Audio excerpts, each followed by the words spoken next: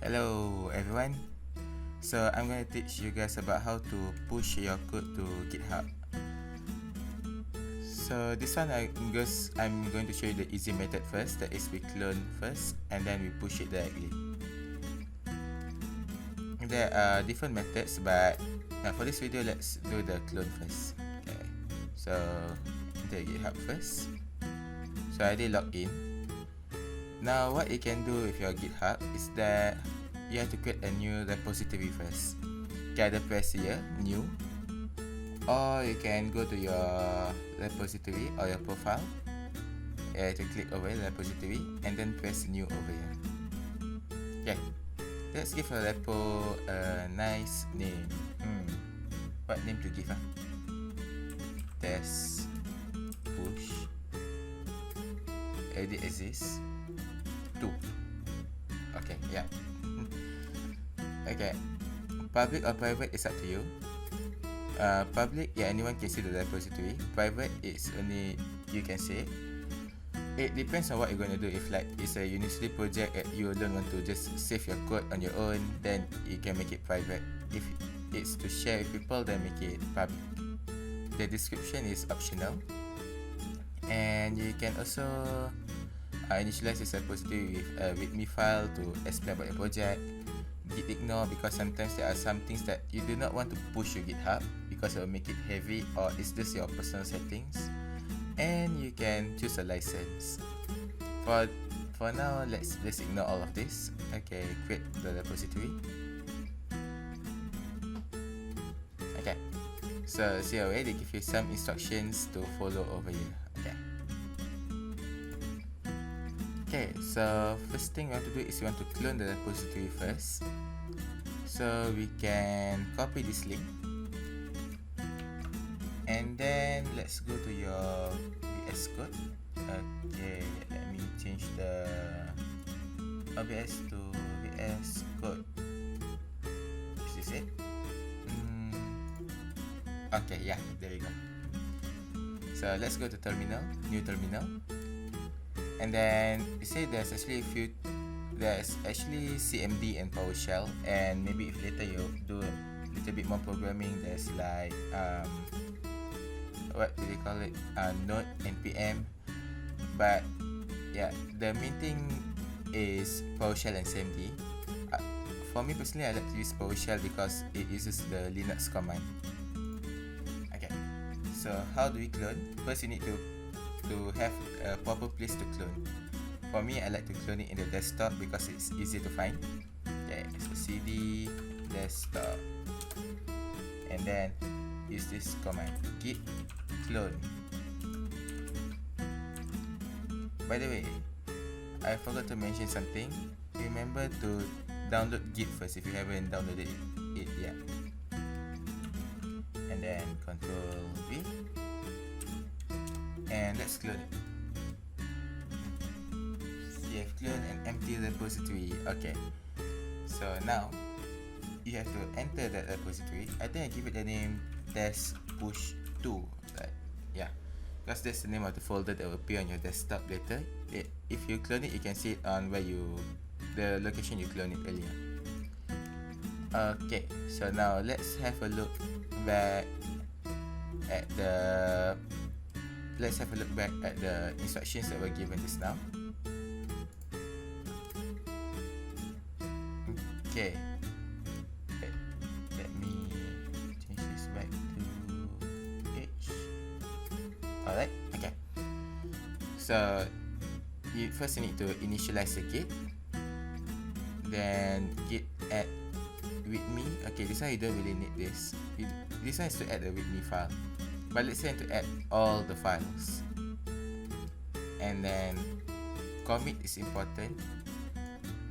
The branch is what branch you're gonna use.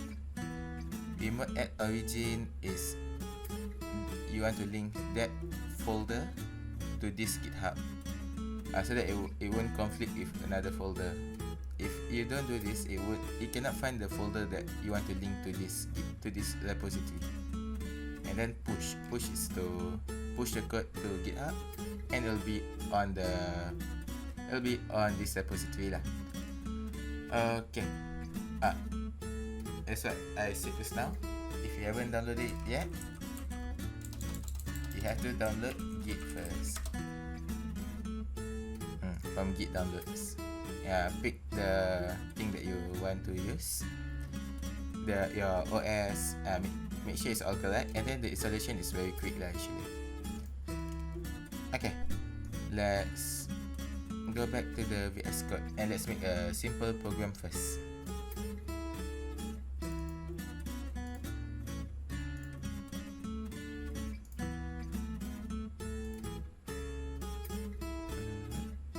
Okay, so what I need to do now is that you have to go to File, Open Folder,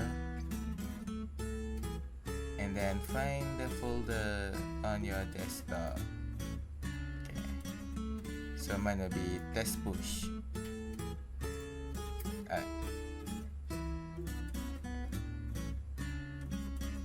So see, your folder is already over here. So anything you put inside here, you can just push it to. You can just push this whole folder, all the content to GitHub. Okay, let's add a new file. Just a simple HTML file. Do you want me to use Hello World? Hello World so boring, man.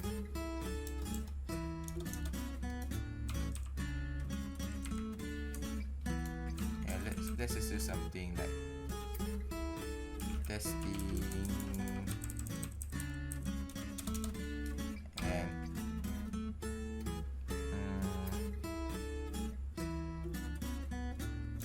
oh wait. My bad.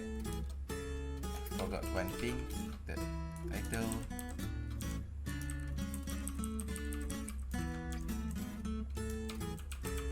Yeah, better to follow this kind of syntax actually.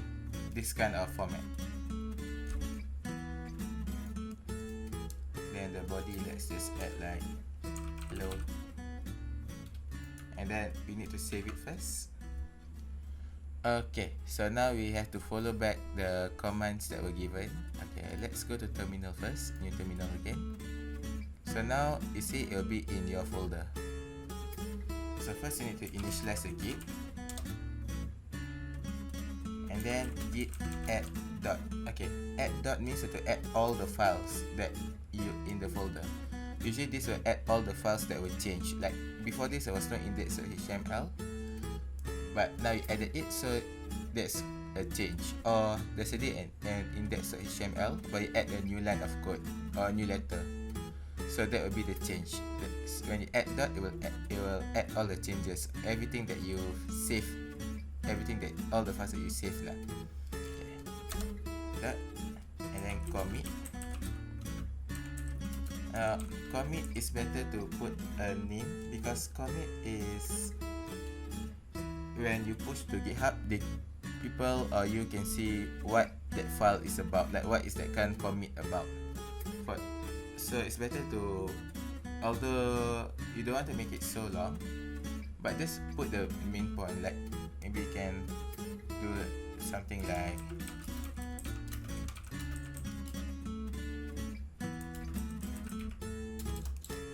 title. Okay. Then now you can actually push the code directly. So why we didn't use the remote origin? Because you already cloned the folder directly, so you don't need to use a remote origin, because it's a link. It's a link from when you clone it. The git branch -m mean is if you want to make a new branch. So for example, right now you can just git push origin. Actually, git push origin master if you've made the folder itself and it didn't detect your branch yet. But I think you can say git push. Can you? Yeah, you can. Usually if you make a new folder and you then clone, you have to put push origin master. Origin is important, and then master is the name of your branch. Okay, let's have a look back at the GitHub.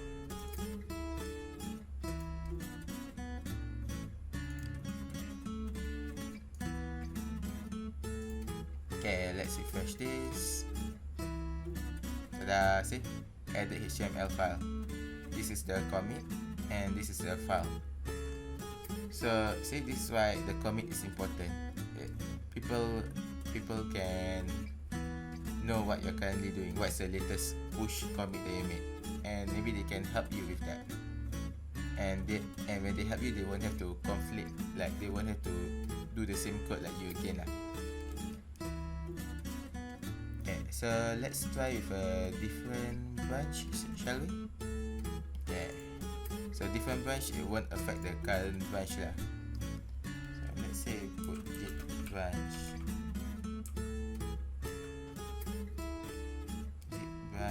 and then -b.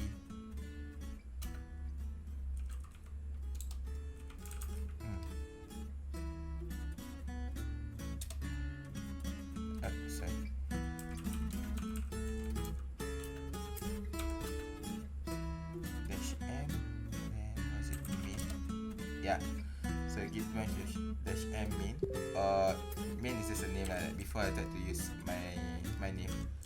Yeah, -b is for something else. So you can see over here, there's a different branch already. It's on main. If you git branch -a, see, there's actually two branches. So let's make another branch for me.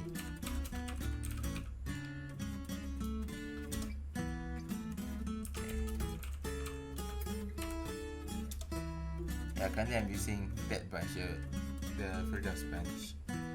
Okay. So now let's go here and say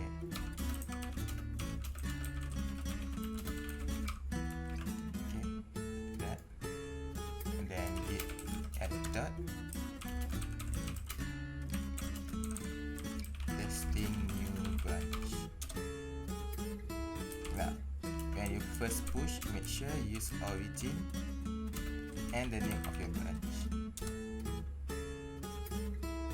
because you don't want to override a different person's branch. Okay, now let's have a look back. Oh wait, I wasn't showing the code. Alright, that's an oopsie. Okay, so what I did just now was git branch -m and then my name. So you see down here, it's a new branch instead of master just now. And when you push origin, that branch name.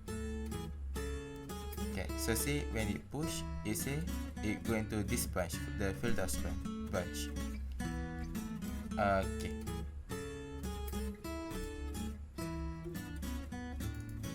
And then let's go back to your H again.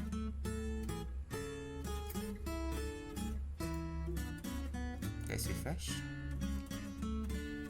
So this is the master branch. See, it says hello. Then there's the Firdaus branch, the other one. See, the commit is different and the file is different. So just in case you didn't get the code just now, because I forgot to change it to VS Code. I'll just explain it one last time. To make a new branch, git branch -m followed by the name. Then git branch -a is to see all the available branches. And then once you add a new branch, you automatically use that branch. So you're thinking like, what if there are many branches? How do we navigate through them? Right? Okay, maybe that one I'll save for next time lah. Cliffhanger. Okay, so that's all for this video.